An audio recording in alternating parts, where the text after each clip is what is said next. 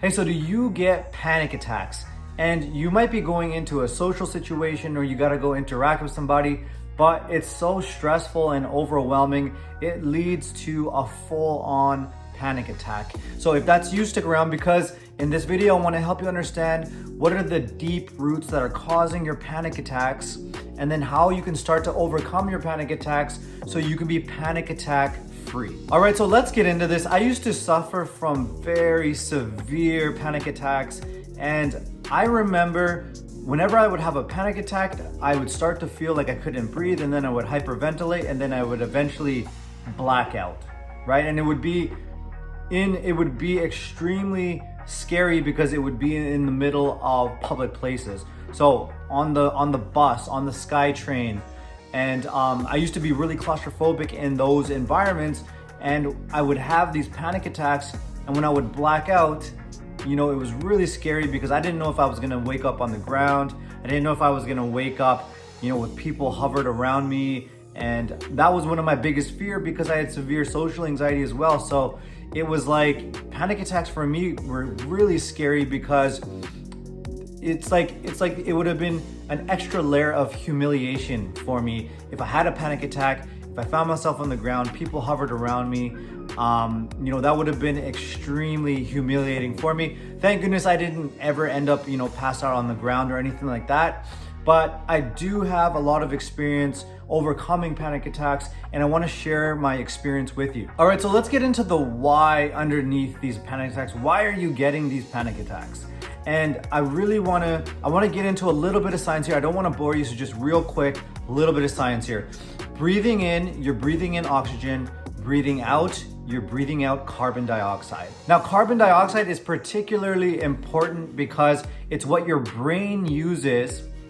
The level of carbon dioxide in your blood, your brain uses that to tell your body how much to breathe or how little to breathe, okay? But when you're anxious and you're constantly stressed and you have anxiety, you're constantly sighing and you're constantly over breathing. And when you do that, you let out too much carbon dioxide. And essentially what happens is your brain loses the ability to gauge how much carbon dioxide is in your body. So it's like, think about it like a broken gas gauge in your car. You just do not know how much you have. The gauge is broken. Your brain doesn't know how much carbon dioxide you have. And what this leads to is this need to constantly over breathe. And what this leads to is that constant feeling of breathlessness, like walking around like you're suffocating, you can't breathe, you're not getting enough air. That's because the gauge is broken in your brain. It can't read how much gas you have in the tank. And so what a lot of people do when they're trying to fix this issue is they'll get into breath work. So they'll have the symptom of hyperventilating, feeling like they can't breathe, the breathlessness, and so they'll start working on that, right? And I used to do this as well. I used to do a lot of breath work on a ton of breath work to try and fix this issue. And I was working with a therapist at one point, and she had a good tip for me at one point. She said, whenever you're on the verge of having a panic attack, plug one side of your nose, okay? Because you can't overbreathe, you can't hyperventilate if you're plugging one side of your nose. So that's a good tip for you.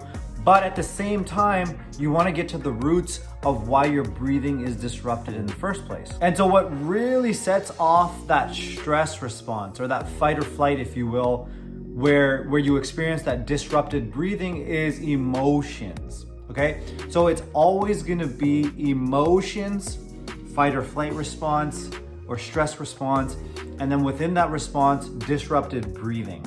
Disrupted breathing for a prolonged period of time, it's eventually going to lead to a panic attack. And so you really don't want to work on this end with the disrupted breathing and with the breath work and everything. Although that's, it's a good band-aid for a little while, you want to work your way over on this side. These feelings, these emotions are what you really want to work on. So, and I'll give you an example here. If, for example, you're going to be at a social event and you having really bad anxiety, you're ruminating about the event. It could be, days before, or maybe it's the same day. And then so you're ruminating on it. You're fearing like, oh my God, what am I gonna say? Am I gonna look stupid? What if I look bad? What if what if I'm not liked? What if I get rejected? That fear, those emotions running through you for the day. Think about it. As soon as those feelings set in, right? It sets off that fight or flight or that survival mechanism, and then it disrupts your breathing for the entire day. Sometimes it can disrupt your breathing for days. And once it disrupts your breathing, it doesn't have to be a big thing. A few sighs, like these things we do when we're stressed out, those things compound over time. It's like compound interest. It compounds and it compounds and it compounds, and then eventually it's gonna lead to a panic attack. And so the key is to not spend prolonged periods of time in that stress response, in that sensitized state where your body feels these emotions, these stressful emotions, and then puts you into that stress response, which compounds and compounds without your knowledge. It's unconscious, right? It's not like you can tell these subtle little things that happen, but when you have the panic attack, it's usually the result of being in that prolonged state for a longer period of time. It could be hours, it could be days, sometimes it could be years. I used to live in that for years and years, living in that stress response that was my baseline. And so because I was always like in that soup of that stress response, any little thing, any conversation could set me off in this panic. But once you catch on to early on in the food chain, so when you catch on to the negative feelings that are slowly and subtly disrupting your breathing throughout the day, that's the key. Prevention is the key. I haven't had a panic attack in at least 4 years. And so that's what you really want to get to. Get that stress response way down. You have to learn how to process your feelings very quickly and in the moment, so the feelings don't disrupt your breathing and it doesn't compound into a full-on panic attack. All right, so if you want to learn more, what you can do, I encourage you to download my free ebook, and it shows you how to deal with those negative feelings that activate that fight or flight, which activate those, or which lead to those panic attacks. So I encourage you to download. It's going to show you exactly the system that I use to become panic attack free, to become anxiety free.